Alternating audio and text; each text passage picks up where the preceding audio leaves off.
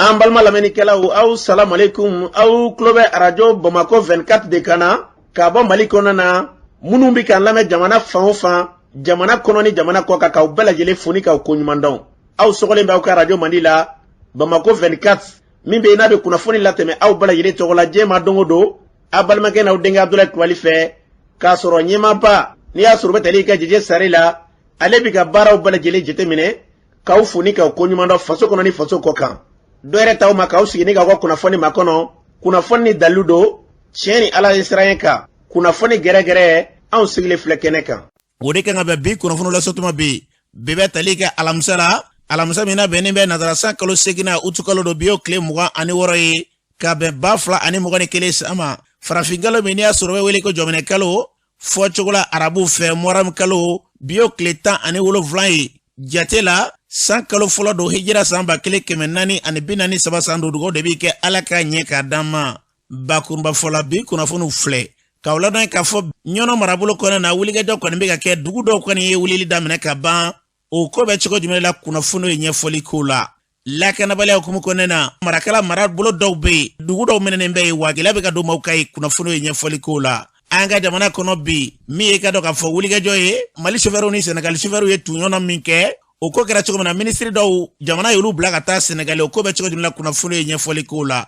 nunu de bina kuna fonu baba bi ka fara kuna fonu wero bina fara la so balma kana odinga fa Abdoulaye Kulibali ala ka nyeka dama kuna fonu amba da meneka rodan ka fo mi ka do ka fo nyono marabulo ye basiki bala kono be ga choko mena be ga choko te wuliga do kwani be ga kede mi ka do ka fo kolo du koro ale marawla baga munu be nya surunlu chera kwali kunungo wuliga do kebao e ga do kungo kona na ku kwani kumeka e famba le fe udogo lente ka gere dugula benye bula e ka do mi kungo kono mawi ku kwani te dugula yoro shikilina kutola kuna funu chara la ka yireka fonyono marabulo fuga taika do pogo yorawla sanama dugu e dugu korobai kika do jadi wala tikira mo ko wuliga do febbi ko dugu kwani uye wulili udamene ka ba ni yo chite menabi pogo marabulo konena yoro chimambe ka do ka fukele me ka juma ere ko diko de uluka dele no yeshini angoro ya ke ko unye do bala ka wuliga do ka ni ku ka mena unchekata ayira la ka fobi kan mbere ile to sina yalma basigi mimbe ni asoro fotude bala yelebi ko fo anga jamana no fo yalma ubina sabati choko jumendila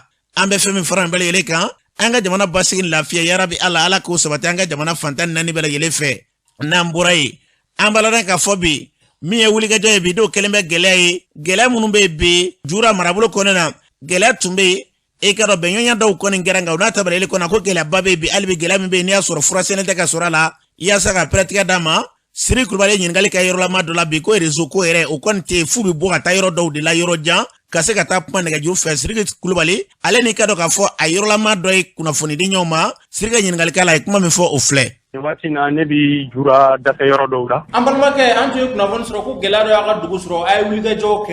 jo ko fe jabi dum soro lo kula wuliga jo ko fe jabi min soro lala no e jura e akafsa doni ni wati na nga femie bara nyere mi ya to chi communication no e réseau te sabe ko yimbe ka nyaga mi réseau de nodo jura ko ndegule do bi kosobe réseau ndaya ya sababu ya jura degule do kosobe wuliga jo mi sorolike buna harama de minu ala be ka lati de uluka twala ulu torala baga fana utara mais gele mi be hal sisan o réseau ko ni anye kuma chama fo réseau ko la anya fo anga commandant ye gouverneur ci siroma jura réseau ko nye be ay internet ka fo min do nana ko jura dugo yere ko nay kala kana baw yere sigle toy bo bibina mi sika fo la kana baw yere be ni digu ko nana ma siti somo ko soro funa kere nyemo ko ba yere aka nyemo ko do soro o yi digumbaye jura yere commune de anga cercle etenengu ane tenengu che kilo bi horo an kilo nani anga réseau e mopti jura yere ni kiba nyini ibi nyono ani lere che jura be ka kere nampalala jura degune do bi degun ata e so kadaka surasuka bazi de nga surasuka bazi ma abali femien ni cheni yere kera surasu yere nyina o ami ni ngari mi ngesa parce que sécurité na ona o ba focus sa ani population be barake tant que ni population ma barake ikiseka barake bon ni population yere magobi sa population yere bi faga yere nyina tiwili ni sa sangemo ka ordu dibalia de wa ou bien mundedo so kadaka am seka femi douane ko o sécurité ko la jura kan attaquer la salo bien sanatinu population e minge kata mo so su ni makarele bo kono o doledo o ko gele yadi o ga anga bibina femunye accord ye ko ka accord ka anu cɛ mais accord nunu fo ka mɔgɔw k'u kɔlɔsi la c'est accord nunu de accord kuma aw n'u cɛ accord kɔni kɛra mais mun de bi accord nunu kɛ fo k'an k'o fɔ mɔgɔw ye fana ka faamu accord nunu n'i y'a ye mɔgɔw b'a kɛ mɔgɔw degunnen de b'a kɛ sinon accord nu solution tɛ accord min su a n'a dugusɛjɛ cɛ dɔrɔn accord bɛ wuli o accord o de bi ye bon sisan ko accord n'i ye accord kɛ dɔrɔn o y'i tɛmɛtɔ ye yɔrɔ dɔ la ka taa yɔrɔ dɔ sɛgɛrɛ bon faut que bɛɛ k'o faamu accord kɔni n'a bɛ wuli a bɛ jɛ ka wuli de sisan ko accord ka don olu ni jurakaw kan k'a sɔrɔ accord olu de y'a wuli an kɔni hadamadenw kamana ganna parce que kuma ye min ye n'i dɛsɛn'i ba sen na i b'i mamuso sini sinon accord ninnu solution tɛ accord min bɛ wuli suko ni dugusɛjɛ cɛ o tɛ accord ye dɛ o tuma jura sumalen don sisan u tɛmɛna ka taa yɔrɔ wɛrɛw la tuguni o tuma an kɔni b'a fɔ dɔrɔn bɛɛ ka kɛ donsokuntigi bɛɛ ka kɛ i komi Sɛnɛ Danbɛlɛ donsokuntigi bɛɛ ka kɛ komi Mama Danbɛlɛ donsokuntigiw ka kɛ komi Sidiki ka fɔ ba kɔfɛ sabu n'olu ye min fɔ o de don ne dɛmɛbaa bɛ Mali la o ye donsow ye fo k'a ka faamu Burukina ka lafiya bɛ min na bi u lafiyalen don u ni donsow de jɛra ka baara kɛ ka dɛmɛ ɲini kɛ gouverneur fɛ réseau tiɲɛnen don diɲɛ bɛɛ y'a ye gouverneur bɔra kalama a Basi Danbele o de y'an ka gouverneur ye Manitel mɔgɔw y'a jira k'a fɔ minɛnw kɔni b'olu bolo olu bɛ taa cogo di sɔrɔdasiw yɛrɛ ma taa duguma sira fɛ olu bɛ se ka taa wa o tuma ni kɔni gɛlɛya bɛ an ye tɛgɛrɛ fɔ an ko faamaw kɔni nana n'o ye fɛn min ye sɔrɔdasiw nana fanga na nka est ce que sɔrɔdasiw nana fanga na a bɛ kɛ degun yɛrɛ sabu ka d'a ka fɛn min ye o tuma an ka EBK kɔrɔ nin don an bolo ye n'a kɛla o de tun ka fisa u b'a fɔ ko sɔngɔ labilala tiɲɛ tɛ ko dɔgɔfiri labilala tiɲɛ tɛ ko farabugu labilala tiɲɛ tɛ ko jura labila tiɲɛ tɛ sabu ka d'a ka jura réseau tɛ ni réseau tɛ yɔrɔ min na baara in a bɛ tiɲɛ. An tun ye kunnafoni sɔrɔ ko aw ka dugu dɔw datugulen don ko maa tɛ se ka bɔ ka taa sɛnɛ na ni waati in na olu bɛ lahalaya jumɛn na. O de ye Sinamanbugu ani Suguda ye Suguda yɛrɛ wuli to ka taa Sinamanbugu o de ye degun ye ko kɛlen sisan min bɛ yen dɔrɔn k'u ka arme di n'u ye arme di u bɛ tɛmɛ olu kan olu kɔni ye Ala minɛ se t'u ye dabali t'u ye u fanga ka bon ma u y'u ka arme di bolo ni bolo u kuma n'u ko n'u ye arme di dɔrɔn u bɛ tɛmɛ olu kan parce que ko y'o de ye. An b'a lɔn ka fɔ ni tun ye jurakɛ dɔ kan ye u y'a fɔ cogo min na dɔ yɛrɛ tɛ dɛ u bɛ se ka lakana mara in kɔnɔna na cogo min na o y'a kunbɛn an bɛ dugawu kɛ yarabi Ala ka lakana ni k'o sabati n'an bɔra ye nin waleya minnu b'a la ka ta ka ɲɛsin maaw ma Nampala marabolo kɔnɔna na an balima filalaka dɔ bɛ yen n'i y'a sɔrɔ o ye Sanba Jalo ye ale bɛ jadi waleya tigilamɔgɔw ka hakili la ale yɛrɛ bɛ mun de fɔ o kun kan an ka lamɛn. Ne Sanba Jalo ka bɔ tulu Nampala an tulo bɛ kurumarikaw de la don o don n'i y'a ye ɲɔnɔ mara yɛrɛ bilama bi sɛgɛnnen don foyi tɛ arangili mun bɛ yen o de kɛlen ka ɲɔnɔ mara mɔgɔ sɛgɛn donso bɛ ka mɔgɔ minɛ su ani tile ko ni donso kɔnɔ bɔ jamana kɔnɔ jamana tɛ se ka suma duguba donso na duguba u tora dɔgɔtɔrɔso dɔ ka moto ta u bɛ ka mɔgɔw bololafɛn de minɛ ka nin dariki ka taa n'a ye u bɛ ka jamana halaki de k'aw tora fana don o su donso de taara mɔgɔ dɔ fa foyi ye jaabi min bɛ kɔni jaabi janko n'a jamana in a ma mɔgɔ tɔɔrɔ jamana in kɔni gɛlɛya b'a kan o donso de ye u ka fara fantanw na n'u bɛ kɛlɛ kɛ u ka taa kungo kɔnɔ u ka taa kɛlɛ kɛ kungo kɔnɔna na u ka bɔ dugu kɔnɔ. Sanba ye ko gɛlɛya minnu bɛ yen bi ko gɛlɛya bɛɛ lajɛlen ye donsolakaw ye dalu jumɛn na ye ko gɛlɛya bɛɛ ye donsolakaw nɔ ye. Dalu mun don parce que alangili bɛ ne ni maa min cɛ kɔrɔ n bɛ to tigi bololafɛn de minɛ a na a bɛ ka to tigiw dama dama de fa. Donsow ko ko olu ka wulikajɔ kun tɛ dɛ ko ka se ka sigidalama minnu bɛ yen u ka mara kɔnɔna ka se k'olu lakana e ko donsolakaw b'a la ka gɛlɛya ta ka ɲɛsin maaw ma o tuma donsolakaw man ka marifa ta ka jadi wala tigilamɔgɔw kunbɛn wa. Wala o tɛ se k'u kɛlɛ fiyewu jadi wala tigilamɔgɔw bɛ yɔrɔ min na u tɛ se ka taa yen aw bɛ ka kɛlɛ kɛ dugu kɔnɔ aw bɛ se ka olu ye wa a bɛ ka fantanw de ma n'u jadi su kɛlɛ u ka taa kungo kɔnɔna na dugu joli minɛ ye kuruma de kɔnɔ yan o sera ka dugu jumɛn de bɔ bolo la mɔgɔ fɔlɔ joli dani don jumɛn de sera ka ci kɛ hali kɔfɛ in na fana dugubaka dɔ duguba ko yaku bitigi feerela don dɔgɔfeerebakaw y'a minɛ k'a ka wari minɛ a la cogo bɛɛ tɛ bɛnna ni ya donsow kɔni b'a dɔn tigitiw u tɛ jadi su la u ko olu ta b'u ni faamaw de cɛ. Jadi su ko k'olu ka marifa ta kun ye Mali sɔrɔdasilakaw ko ye munna sɔrɔdasi tɛ dugu minnu na munna jadi suw ka kɛlɛ bɛ se dugu ma. Jadi suw bɛ mun fɔ faama kana fantan tɔn bɛɛ ka tugu hakɛ kɔnɔ bɛɛ ka bɔ a bɔcogo la. Tule mara kɔnɔna yen nɔ donsow ka mara bɛ boli yen de kan wa walima jadi suw ka mara boli e bɛ yɔrɔ min na kan. An bɛ yɔrɔ min na jadi suw ka mara boli ye ni mun y'o kɛ ni den min ko accord ye i bɛ taa ni mun ka di ye kɛ. Accord min fɔlen filɛ aw yɛrɛ fɛ accord in mɔgɔw kan ka sɔn jadi suw ka accord in ma wa. Ni tɛ se maa min na i bɛ taa sigi ka accord ma o tɛ wajibiya. O tuma bɛnkanni don wa walima u bɛ ka min kɛ ani kɛli yɛrɛ de ka kan. Ayi u bɛ ka mun fɔ ni karamɔgɔ sigi 180 i b'a fɔ tan de bɛ se ka kuma ni fɛn bɛ kuranɛ kɔnɔ i tigi ma bɛ se k'o sɔsɔ ni karamɔgɔ y'u tile u b'a dɔn mun bɛ kuranɛ kɔnɔ jadi se mun fɔ maa tɛ ka sɔsɔ koyi parce que olu ko Ala kira e tigi ma bɛ se ka se olu la an kɔni an bɛ Ala ko an bɛ kira kɔ jadi su bɛ sira mun kan o de ye sira ka ɲi maa tɛ ka taa ka diinɛ to yen parce que hali n'i fɛ ka sini lahara i bɛ taa ɲininka diinɛ ko de la parce que n'i m'i ka diinɛ bɔ i bɛ se ka taa ɲininka diinɛ ko la i bɛna mun de fɔ diinɛ ko la sini lahara. Donsow ka fɔ la ko jadi su ye diinɛ sɔrɔ olu fɛ yan ko kɛlɛ in daminɛ ni jadi su ka wulikajɔ de ka ɲɛsin olu ma n'o tɛ k'olu kun b'u ka sɛnɛ na k'olu kun tɛ nin kɛlɛ in dɔn ko jadi su ye marifaw ta ka n'a sɔrɔ misiriw bɛ olu fɛ yen u bɛ seli u bɛ su ko jari su nana ni marfa kana tle wa fe ko fu ka ko akla ko alma obi be dine kono wa ne jari mu la kuran na ku diɲɛ ko fuka se critique kuran kono buru sudum ba kono jaka a bodi wa dini ni islamé de jaka bodi wa dika ala ni mu yoti maka kunane ni jari si hatla ko na mu kumine isaka ba kumina ni kumina fa isaka bana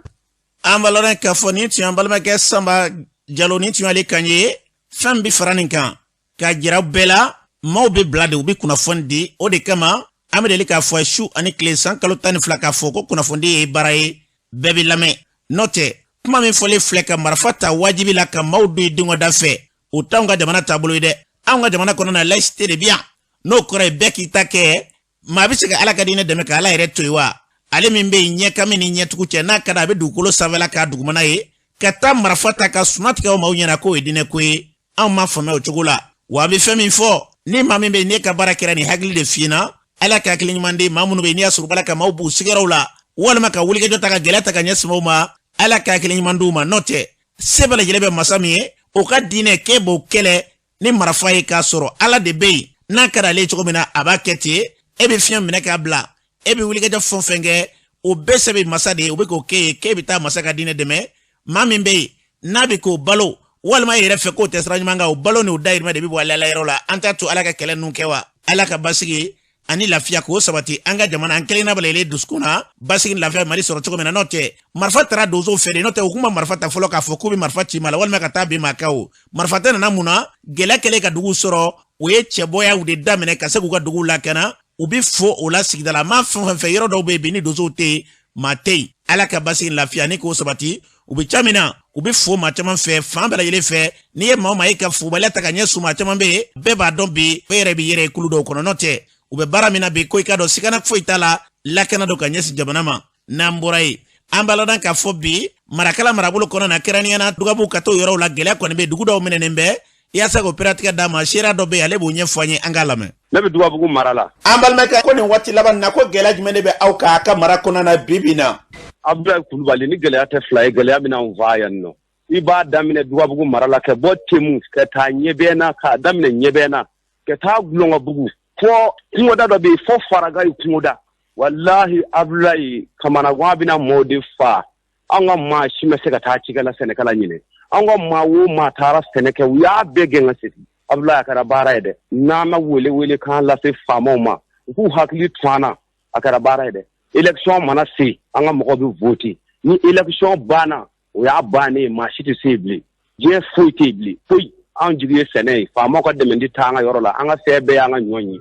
ta kono do be sega nyo be ni fla soro do be ni duru soro nga na fara e ko nyo ere te ka soro malu furu ti anga yoro la furu minu me a chama kala kala furu yi shini wa ta kala shini wa kala furu yi sene ka yoro ti amita sene de kan goda na ka buanga fambe la faka tayi kulo biwolo la kulo keme kulo bishegi kulo keme ni biduru amito nyo sene ka segi kamina no na fara ko andita wala kuma ko redu kuma ka mo fawa to da keme ni mugade mine ne do glonga bugu mine men jesuru na mine ne do mat seka bo ka da mine fo faraga kungula fo teima mateni na akara bara ide jigitana ni mimbe ka awla bibina aka marakona na yalma jamana famau oluba kalama wa ande fama ko kalama ande sunu ya ka fama ko kalama ko flawte jadi si ne da fa do ko bulu tigara flaw fe ko fama ko ta kullaje fama ma seka ta fiyo akoblalati kele labado kera dugu do la dozo weru dimina ka ta flawre do ci wati do la ko dozo ko flaw dozo ro faga o do fama tara ka ta flaw suche ko fama tete ka ta o ta chen jadi su be mi mo ko faaye fu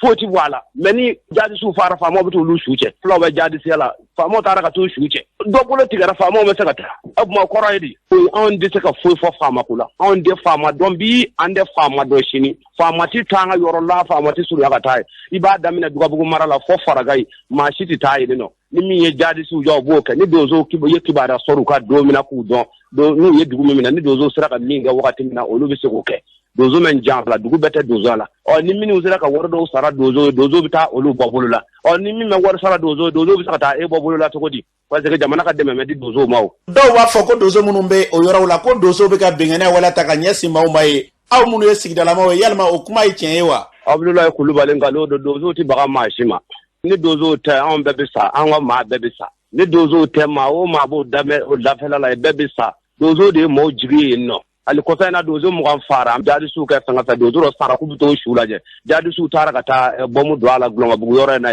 ka dozo mu kan va ni dozo te ma ti bod ye ma ti don dozo de bi yoro minu garde dozo le ko doni ka fara nyonga ka do ma ni wota dingani dozo le ba fa ko dugu ka doni fara nyonga ka do luma essence songo anu ka moto entretien wota dozo ti baga mashi mai dozo ti se mashi mai fla de do de fara me jadi su ka nyata le fla bete kamana wa mina fla do rufa fla de do le fela fara me jadi su ka abla galaya yene ka ma min zoro ne ra ta dadon ko be da anga chiga nyabe furula ko kwamta o nyota kana no amase ko ota ko matita ne re soma chama tara yu ganga sigi ali kosa na nyabe na anga chemse ni do fara no kele yako ni andite ka fava gele ala yare ni gele atna anva kamana wade bina anva ambe kamana gwanedo na fara ko ne ka duguta tse ka tayoro la ni furute ka dugula e ba ka chudi o korota ko kuma ka ambe fanyi ne wa burishi wona mabe se kana fara wa kono mo kawa na ma ciga an wulo ngela de dora do ni cigate ande papier ko do ali ni mami no ngala na nga yoro la andi bara soro ami sami senelike ambe kala na men ngala kata sigi senena nga yoro la enno sitanye dabali tanye na ko ma fo famoy go wuli ka an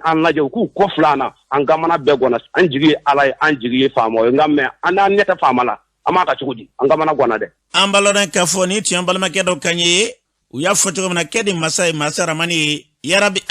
ala ka basigi lafiya ni ka segi anga jamana fontaine na ne bele ile fe note fobalete ble na ikma foya mebi dangari u yere la o dongele be antiboya namu ya nyena nga ay wula kata faso de un lakana ay wula kata fera bale tiga basigi lafiya ka sega na marakona na o pma bi fodombaliate dongo do diskurba kala dongo do wulika jo munumbe bi do retere faso yi do bi tegere era foku bi barala ko sanji goro washite ti don o bara kon tiena la kaka on de tegere foku ambu fe wa u kadanye mungama anga lakana ambu fe folo mbe fon no fe ne lakana nga marakona o de ko era kumbaye o desele mbe kaka jamana ko dongo do bala ka bo jamana na kata fe ali bi tegere be ka fo ambe fe mi fo ala ka jamana mbasigi namburai ambala na ka fo mi ka do ka fo kunungo faranyonga dokera o faranyonga korote dore de dine tiku ni nyonjo buse gutegari nyoma chuko mena basigi lafia nyom fome ya buse kana chuko mena ne dine jorob mbe jamana kanyeta la ukera faranyonga bai ukene ka dine ministry Mamadou Kone ale tumbe kene ka ikuma mifoye ufle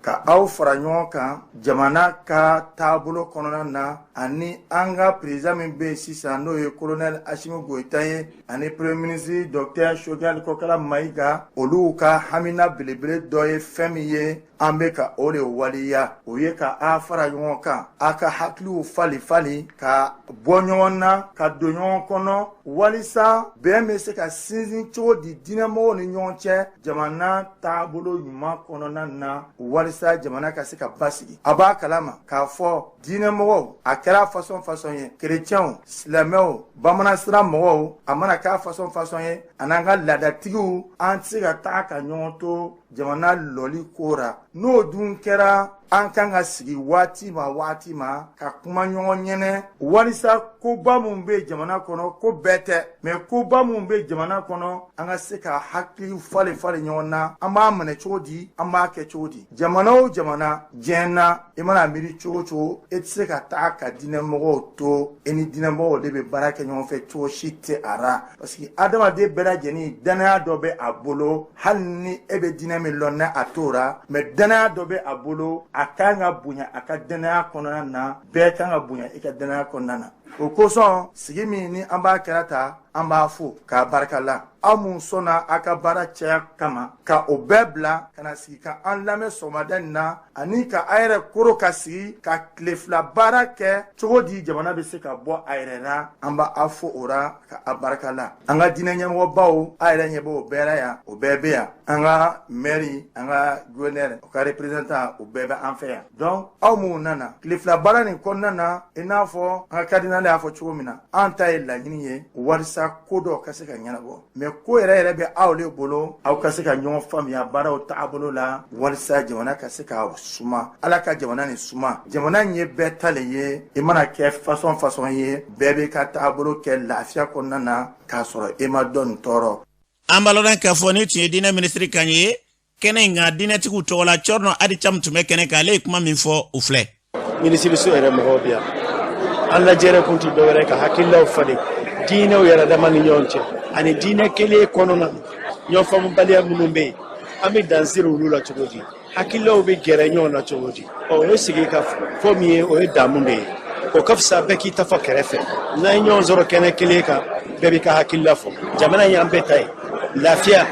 anga ngoyini kelemi manga jamana kono na sisa koro yan va fe ni dine towe lala udo bina magola kayira ni dine ko ni dine kote shia kelemi be dine bi se ka munke warso ka dabla nyon fambali yere mi be jamana ko hali politique israfe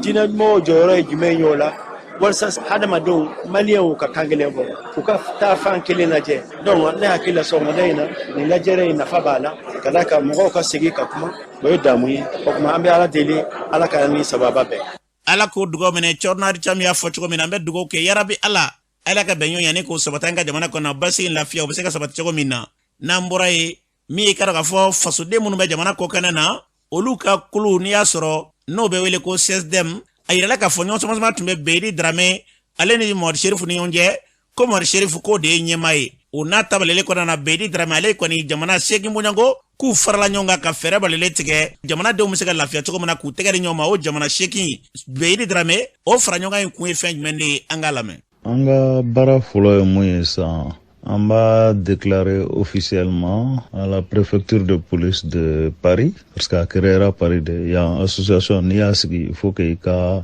déclaration officiellement. Ensuite, on va ambassade informé, on a gouvernement successif on va informer ton courant, parce que c'est pas comme les autres associations, il y a un regroupement des pays que on a kumani kankelenye anga be fenklenga anga projet initié on fait anga compatriotes défend Europe en coup ka droit à respecter et puis association y demain fende donc anga dugu nunu bisika demain chomi parce que kumba rewe quoi parce que anga projet rebe nyesi jeune munumbe Afrique munumba Afrique bon parce que Europe est comme avant. Europe est Eldorado et Blin quoi. Il y a un projet où nous avons avec Agnesi, Genoudement, au Kata en compte. On envisage même la mise en place dans chaque pays d'un fonds d'investissement de la diaspora pour que le projet soit financé pour la jeunesse africaine. Voilà. Donc, on va étape prochaine yode. Ambalodan kafoni tuye baidi drame kanye ko jagulu kura ka faranyonga ke jamana shegi monyango keraniena jamana dombe ka doka fo jamana mununa na ku malika nyetai ala ko sabati namborae mi ka doka fo sanve kalanso oluka faranyonga lajera bamini ya soro bitoka ka soniso o bara ubora ka kedo franye inkonana ako nyema ya tume mami wolo senu nyema ni ya soro betali ke colonel major Ousmane Dambele ale ba nyefanye angalame anga bi lajɛ do an bɛ min kɛ waati bɛɛ san kɔnɔ lajɛ in an b'a ɲɔgɔnna fila de kɛ walasa an ye baara minnu boloda o baara ninnu ani an bɛ minnu ka mara kɔnɔ n'a bɛ f'o ma ko conseil d'administration baara minnu bolodara an ka se ka na baaraw yirula hakilina jiginna an ye nin tɔnsigi dɔ kɛ san daminɛ o tɔnsigi in senfɛ an ye baara dɔw boloda n'a bɛ f'o ma ko programme d'activité donc o baaraw bolodalen an ye baara daminɛ o fɛn ninnu kan an ye kalo 6 k'a la sisan an bɛ ka baara k'olu kan donc an bɛ ka tɔn in sigi tuguni walasa k'a fɔ administrateur ye min sera ka kɛ an ye gɛlɛya minnu sɔrɔ o ni hakilina kura minnu bɛ yen n'o bɛ se k'an ka baara tɔ ɲɛ an bolo kan ayiwa komi aw b'a dɔn an ka baara fanba ɲɛsinnen bɛ ekɔlidenw ma o ni ekɔlikow jango sanfɛ ekɔlikow ekɔlidenw bɛ se ka kalan sɔrɔ cogo di cogoya la min bɛ nɔgɔya u ma donc an ka baara fanba o ye an baloden ka fɔ ni tun ye colonel major Ousmane Dambele kan ye u y'a fɔ cogo min na n'a kun ye kalandenw ka ɲɛta ye ka kalan sabati an ka jamana kɔnɔ ala ka bila o minɛ kɔnɔ n'an bɔra ye mi ye ka dɔ ka fɔ Mali ani Senegali ni ɲɔgɔn cɛ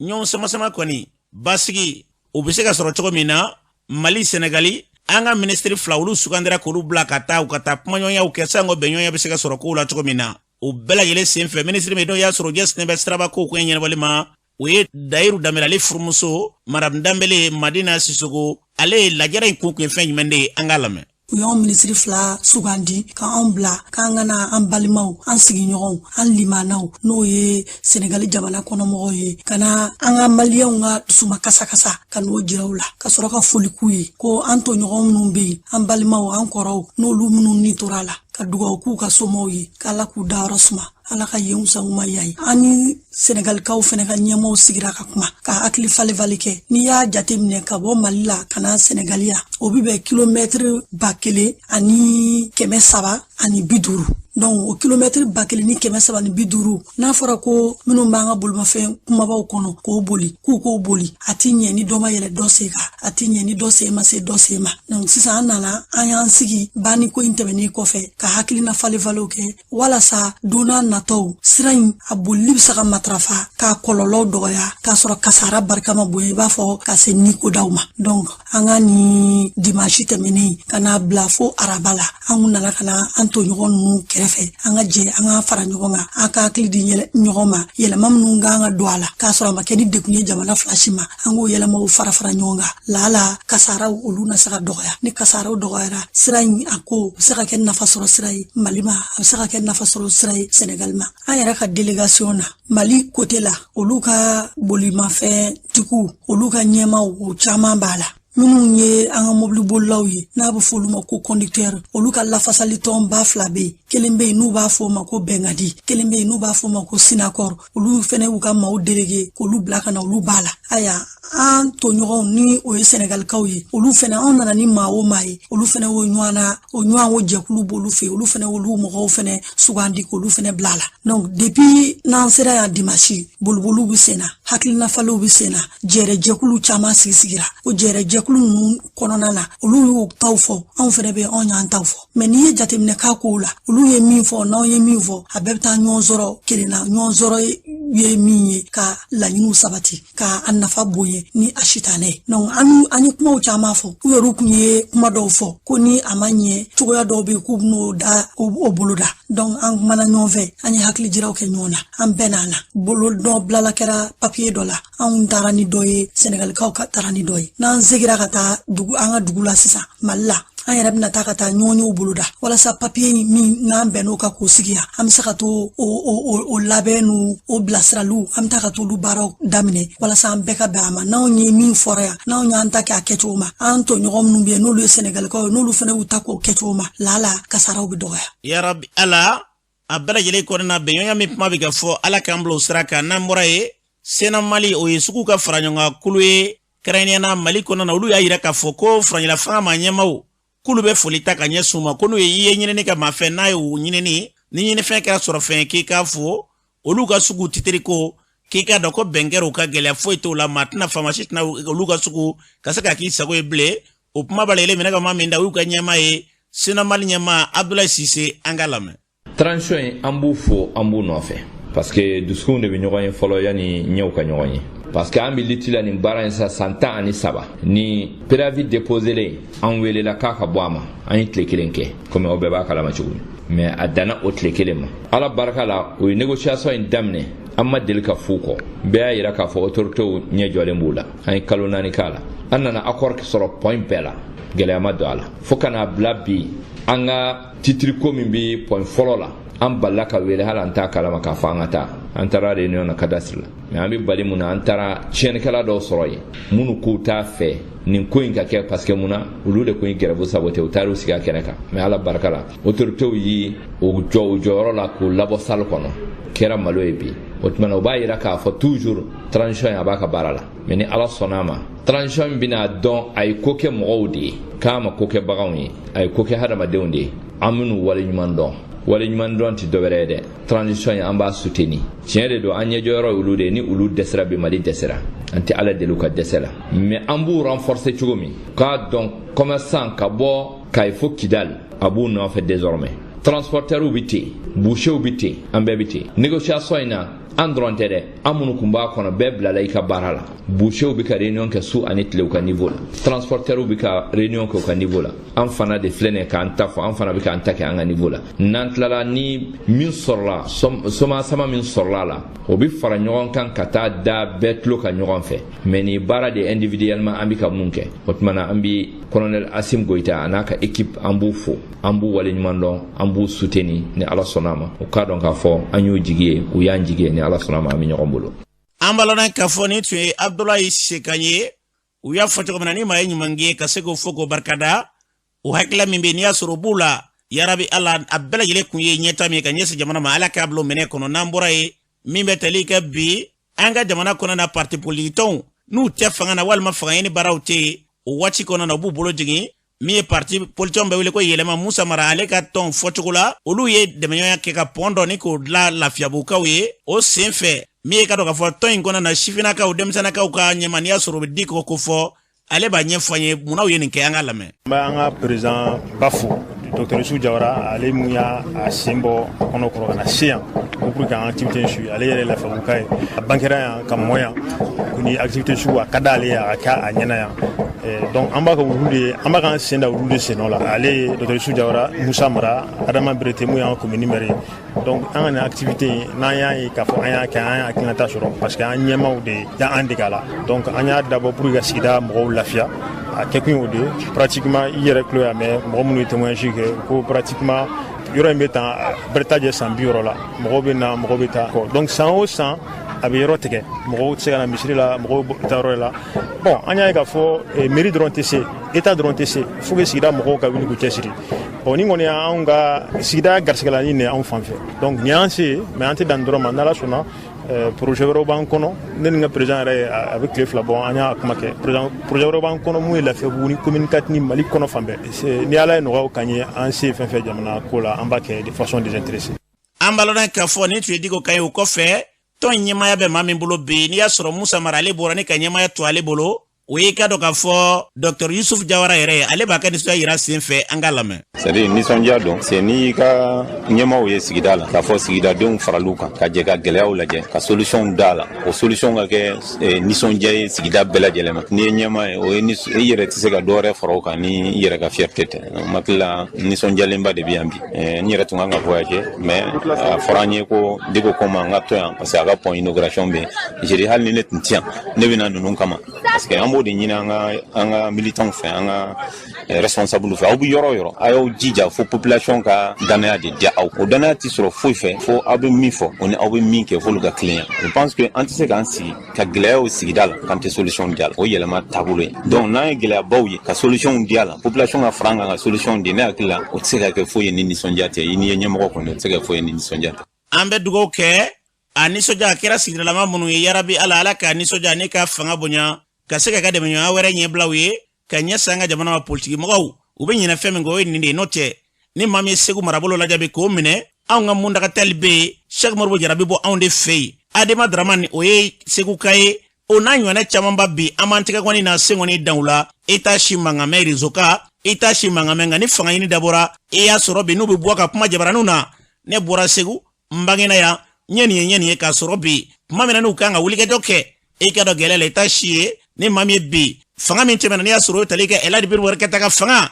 mami tumba akoire bela jele kun ni joroba tumbola oye ka do ka fo buture nyono abora inde beba do kata sebi ela jajeba no mi angwa debite ulu be fajme veite ni shie ka declaration ba o kenyo non tokola krena na segu marabolo tokola we debal banko de nga ame delika ni fo ngulo nyimina mogo tenya gili choro go jugula angwa jamana basigin lafia bena sera mi fe aseb masara mari ela kamblo mene kono na mburai ambalona ka fo yiri turu oye ka do ka fo fe mimbe na kan kusre o kera kulu do yulu franyonga mi ka do ka fo maraka ko comme zangul bali ale konena ka franyonga ke o ka mer mimbe kuba fuka wali manda ka chesirlembe ka yiri turu bako sigi asenga tola o konena parti politon be ka bewele kenen yere senfe wi ni soja yira munu e kenen labe olu ye kuma mi fo ko senfe anga shira do lame ne to ko mawalu kulwali wa fo vie rpm tola ambe foli ke be RPM parti belebele do an fɛ yan parti belebele do baara min ni an ye a boloda ni ye Maru Tarawele tɔgɔ la dugu 9 bɛɛ de bɛ Kolokɔrɔ a plateforme tɔgɔ la u ka nali la an bɛ dugu 9 in kelen-kelen bɛɛ fo ko jama k'u bisimila plateforme tɔgɔ la maire Mahamadu Tarawele ale kanubaw an ka commune Zankulubali maire tɔgɔ la n'o ye Mahamadu Tarawele plateforme sigira ale min kanu na k'an ka maire fo n'i y'a ye ko ni jɛkulu sigira a sigira ale ka cɛsiri dɔ de kɔnɔna na jɛkulu ye baarakɛ jɛkulu de o tamasiyɛn dɔ de an b'o de kɛnɛ kan yan nɔ bi an ye a ka baarakɛ nɔw de jamana fana ka yiriwa sira dɔ de ye yirituru ye. ne tɔgɔ Fuseni Kone ne ye Marakakungo Uzofrɛ chef de poste ka dangan ye campagne de reboisement a lancera an ka jamana ɲɛmaaba fɛ n'o ye colonel Asimi Goyita ye anw taara ka taa a kɛ Kuluba depuis o don a fɔra ko bɛɛ ka yiri turu i ka mara kɔnɔna na o hukumu kɔnɔna ni maire y'an wele an bɛ na ka na yira kurukɔrɔkaw la communisant kulubalakaw la ko anw ye ozofɔrɔw ye an ka baara de ye yiri turu ye wa an bɛna yiri turu mɔgɔ o mɔgɔ ye yiritu kelen turu i ma balo gansan aw yɛrɛ b'a dɔn an bɛ yɔrɔ min na bi na yiri tɛ anw ka jamana in kɔnɔ tuguni a bɛ fɔ ko ozofɔrɔw de y'a tigɛ ozofɔrɔw tɛ n'i ye yiri fɛn fɛn turu bi i k'a ladon depuis ne yɛrɛ bɛ Marakakun san commune kɔnɔna na ɲina ni san 5 de ni ɲɔgɔn ma deli ka kɛ an bɛ foli kɛ maire lakaw la an ka commune a mankan sera degré dɔrɔn ni ala ma kuma ɲuman dɔ i da i bɛ tiɲɛni kɛ nka ŋaniya ɲumanya ni hakili ɲumanya kama ale hakili ma wuli a ja ma bɔ a ye mun ɲini an fɛ mankan min bɛ kɔfɛ hali bi a ye na an k'an bolo di ɲɔgɔn ma anw de ye kelen ye ni maa min ko k'i ti fara o kan o tigi tɛ ŋaniya ɲumantigi ye dɛ donc fara ɲɔgɔn kan ni o wele ne de y'a jaabi don o don i ye nɛgɛ ta ko gɔngala i ye nɛgɛ ta ko gala n'a ma fara ka baara bɛ kɛ cogo di ne ko monsieur le maire i y'o hakilina ɲuman min ta n fana nana n bolo d'i ma an ka jɛ k'o hakilina ɲuman baara an b'o sira de kan dɔw yɛrɛ ko k'o kana kɛ an ko a bɛ kɛ o dun baara bɛ ka kɛ ala ni maire yɛrɛ sababu a n'a ka sabali bari n'ale tun ma sabali n'an ko bere ni marifa ta ɲɔgɔn fɛ ɲama dɔw bɛ dugu jukɔrɔ bi donc o sabali an y'o sabali minnu sɔrɔ ka kisɛ bi mɔ ka sɔrɔ ka n'an bolo di ɲɔgɔn ma k'o kɛlɛw ban ka wuli k'an jɔ ni ɲɔgɔn ye ka n'an ye bi kɛnɛ kan bi ye kɛnɛba ye. ne nana jara ye n'u ko bɔlɔ an kɔni sera Kurukɔrɔ bi tiɲɛ yɛrɛ la an nisɔndiyalen don ala dan ni mɔgɔ 2 ye kɛnɛ kelen kan a bɛ adamaden bɛ nisɔndiya wa ne yɛrɛ ka dugawu kɔni don hali bi ala ka bɛn sabati. ne tɔgɔ ye Sekinɛ Kulubali ne ye denmisɛnninw ɲɛmɔgɔ de ye baara min bolodalen filɛ nin ye n'o ye yiri turu ye ka baara in boloda ka n'a kɛ Kurukɔrɔ yan a kɔni a diyara ne Sekinɛ ye a bɛnna ne ma. an balala k'a fɔ ni tun ye denmisɛnnakaw sifinnakaw ka taa se maa minnu bɛ kɛnɛ kan bɛɛ y'i kɛ nisɔn yira maire ko a bɛ cɛsiri la n'o ye Mamadu Tarawele Marakungo maire ko don o bɛɛ kɔfɛ min ye ka dɔn k'a fɔ maire min bɛ yen n'a fɔra o kɔ ni wasa in na furufurugu tun b'o ni ɲɔgɔn cɛ o maire min bɛ yen n'i y'a sɔrɔ o bɛ tali kɛ Nuhunba Sisogo ale y'a yira k'a fɔ ko wulikɛdaw kɔfɛ ni faamuyaliw kɔfɛ ale y'a ye k'a fɔ maire in ye cakɛla de ye u y'u tɛgɛ di ɲɔgɔn ma ale yɛrɛ tun bɛ kɛnɛ kan ka taa se maire ma u ye kuma minnu fɔ o filɛ. ne ye Nuhu Sisogo ye Marakungo conseil don yirituru sababu de an se Kurukɔrɔ an ka commune denmisɛnninw n'o a bɛ fɔ o ma ko plateforme olu de ye ŋaniya jigin kɛ k'u bɛna yirituru kɛ Kurukɔrɔ ka sɔrɔ ka ci fɔ maire n'a ka conseil ye o sababu kama an bɛ foli kɛ o denmisɛnninw na minnu y'o ŋaniya ɲuman ta ka se ka nin baara ɲumanba in kɛ foyi tɛ bɛn bɔ o foyi tɛ ɲɛ adamadenw bolo n'an ma fara ɲɔgɔn kan o ŋaniya ɲuman n'o kɔnɔna miiri de y'a to an ye hakilina sɔrɔ k'a dɔn k'a fɔ n'an ma fara ɲɔgɔn kan o fɛn tɛ se ka dilan bi ne bɛ min fɔ kɛrɛnkɛrɛnnenya an ka commune denw ye n bɛ welewelemada bila u ma hali bi maire y'a fɔ cogo min na an ka jɛ ka fara ɲɔgɔn kan maire y'o laɲini ni conseil jɛkulu ni commune den bɛɛ ye donc a y'o ŋaniya ɲuman min ta ka commune denw sɛgɛrɛ n b'a ɲini commune den bɛɛ lajɛlen fɛ ani conseil jɛkulu fɛ an ka jɛ ka fara ɲɔgɔn kan ka fara maire ka ŋaniya ɲumanya na an ka jɛ k'an bolo di ɲɔgɔn ma ka hakilinaw baara ka commune baara n'o ye commune Tangulubali ye commune Tangulubali ka ɲɛtaa b'o de la. ne tɔgɔ ye Mahamadu Tarawele u b'a fɔ ko Digi Madu ne ye commune Tangulubali maire ye min faaba ye Marakakungo ye an bɛ faso baara kɛnɛ de kan an ka denmisɛnw ka hakilina talen don n'o ye jirituru ye parce que an b'o waati de la jɛkulu dɔw de farala ɲɔgɔn kan k'a fɔ monsieur le maire an b'a fɛ ka kɛ jɛkulu ye ka i senkɔrɔma tindi i ka baaraw la n'u b'a fɔ ko plateforme n ka tɔndenw b'a la tɔn wɛrɛ denw b'a la olu de jɛra ka nin boloda ka bonya don an na k'an kana jirituru dɔ kɛ Kurukɔrɔ an b'o de nisɔndiya kɛnɛ kan n ye min ye o ye bolodi ɲɔgɔn de ye parce que Mali kɛra démocratie jamana ye nka démocratie politique fɔrɔla kojugu dɔw yɛrɛ bɛ yen i komandi minnu ye olu t'a fɛ ɲuman yɛrɛ ka kɛ i tile yɛrɛ la fiyewu o hakilina bɛ minnu na a ka ca la ni nin taara k'olu sɛgɛrɛ peut-être olu tɛna jɛn n'a ye nka an y'a ye an m'o yɔrɔ ye Kurukɔrɔ yan bɛɛ tɛ se k'a ye maa ka ko la nka an ye fɛn min ye o y'an nisɔndiya kosɛbɛ wa an y'a ye an yɛrɛ jɛɲɔgɔn partiw n'o ye an ka conseillers ye u farala an ka kɛrɛnkɛrɛnnenya n'an ka maire kɔrɔ Nuhu Sisogo an n'o min kun tɛ fankelen fɛ nin fɛn in na a y'a se da kun kan na o ye taamasiyɛnw ye minnu bɛ commune ka ɲɛtaa de kofɔ mɔgɔ tɛ min tɛ fili mais an bɛ ala deli n'an filila fili a ka da so da la parce que n'a signalela an ye an ka se ka sɔn ka jɛ ka mɔgɔw fɛ ka sira tilennen minɛ o de ka d'an ye. I to kɛnɛ in kan ka wele dɔ lase ka yira k'a fɔ ko e ka maradenw nataw kɔnɔ k'o bɛ sɔn ka kɛ arrondissement ye k'a fɔ ko e ka cɛsiri wɛrɛ dɔw tɛ nka n'a ma ɲɛ n'a bɛ kɛ a mɔgɔw kan ka labɛn jumɛn kɛ. découpage y'a jira anw na k'a fɔ Marakungo kan ka kɛ arrondissement ye n'o ye commune Tangulubali faaba ye ni o ma ɲɛ k'o bɛ kɛ o mago bɛ fɛn wɛrɛw de la o fɛnw o tɛ taa dugukolo ko kɔ anw n'u ka dugukolo an y'a bɔrɔtɔ an ni ɲɔgɔn cɛ k'a ban n y'o appel de bila kɛnɛ tɔni minnu b'an bolo an kana se olu ma an k'olu bila pour que an mago bɛ fɛn min na n'o kɛra an ka se k'an walawala yɔrɔw sɔrɔ n'o ye baaradaw jɔyɔrɔ ye n y'o de bila minnu y'u bilalen don kɔrɔlen n ye a jira an kana se olu ma hali mètre kelen bilen ne maa min sera o ma kɔni ne kɔni ka tile la i ni ne tɛ ka d'a la tɔɔrɔ tɔɔrɔ maa b'o kɔnɔ i b'a sɔrɔ ne b'o tɔɔrɔ in na hali n'a sɔrɔ i ka maa ye nin i tɛ se ka kɛ duguba ye ko duguba walew tɛ na i fɛ yen i ka sigi n'o ye n bɛ min fɔ o ye bolodiɲɔgɔnma de ye kɛlɛ kana baara sa n'an ye kɛlɛ kɛ hakilinaw nɔfɛ an ka ko Allah je an ka an kɔfilɛ pour que an bɛ se ka jamana baara cogo min na nka ka taa kɛlɛ kɛ fɔ sariya ye sigili min kɛ o ka wuli ka bɔ an kunna diyagoya la o tɛ kɛlɛ dɔ ye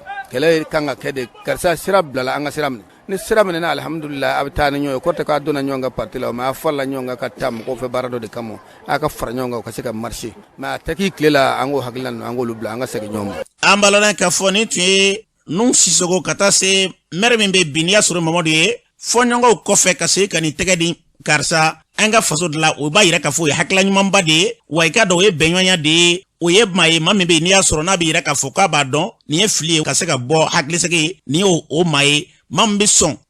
k'a fɔ ne kun t'a dɔn a bɛ tan nka a bɛ tan o tigi ye maaba de ye Ala ka nin ɲɔgɔnnaw caya n'o kɛra politiko gɛlɛyabaden min bɛ yen fura bɛ sɔrɔ a la n'an bɔra yen an bɛ taa jamana kɔkan na Umu Danbele mun bɛ bolo bi. An karamɔgɔ an bɛ taga Burukina jamana kan a jirala k'a fɔ Blaise Compaoré n'a ka marabarajɛkulu ɲɛmɔgɔkɔrɔ ninnu k'u ka kitiw labɛn kun cɛra k'a tɔ tora dɔrɔn ko kiri sigidon ka fɔ n'an bɔra yen an bɛ taga Cadi jamana kan Cadi jamana ɲɛmaakɔrɔ min sara ko a ka sudon tasibila caman taara ka ɲɛsi a ma ko nka ko dɔw kun b'a nɔfɛ min ye fagali jugu dɔw kɛra k'a to fanga la Cadi jamana kɔnɔna la ko o kitiw kun b'a nɔfɛ nka ko Ala ka wele sera a ma n'an bɔra yen an bɛ taga Afganistan ni waati in na ko Taliban kun ye waati min di maaw ma k'u ka bɔ ko waati min ɲini ka ban ko waati in tɔ tora dɔrɔn a bɛ ban ni utukalo tile 31 na nka ko maa caman ma se ka bɔ o dusumakasa bɛ maaw la n'an bɔra yen an bɛ taga Gana jamana kan nin kɛra dabalibanko ye Gana jamana kɔnɔna la Ganakaw ka dolantana dɔ n'ale bɛ wele ko Guillaume Richard ko adamaden kunkolo de yera a bolo frigo kɔnɔna la o kɛra sababu ye a terila ka dɔ